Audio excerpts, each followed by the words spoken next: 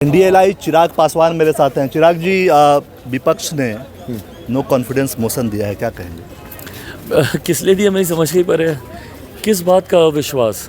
भाई, आप सरकार से आप जिस चर्चा की मांग कर रहे हैं, सरकार उस चर्चा के लिए तैयार है, आप चर्चा कीजिए। पर वो ये ना, आपको हंगामा खड़ा करना है।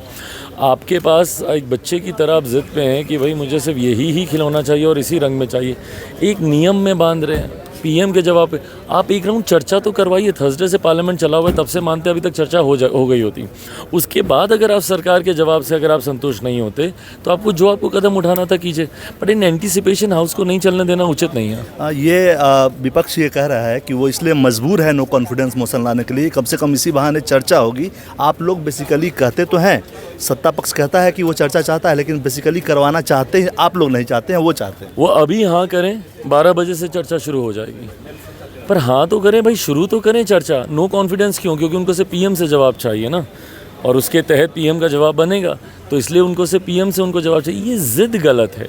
आप आइए भाई, पीएम पहले ही अपनी चिंता इस पर जाहिर कर चुके हैं।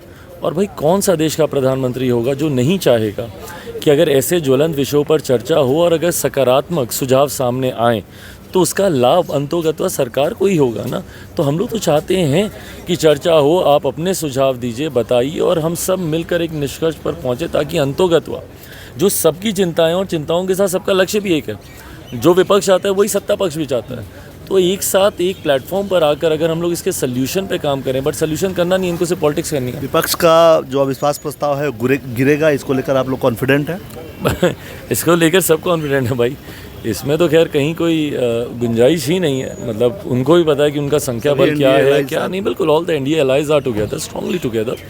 एंड फिर वही है, ये लोग सिर्फ राजनीति अगर इस पर करना चाहें तो करें, सिर्फ सदन का समय ही बर्बाद करेंगे ना। शुक्रिया। कुमार गौरव, न्यूज़ 24, दिल्ली।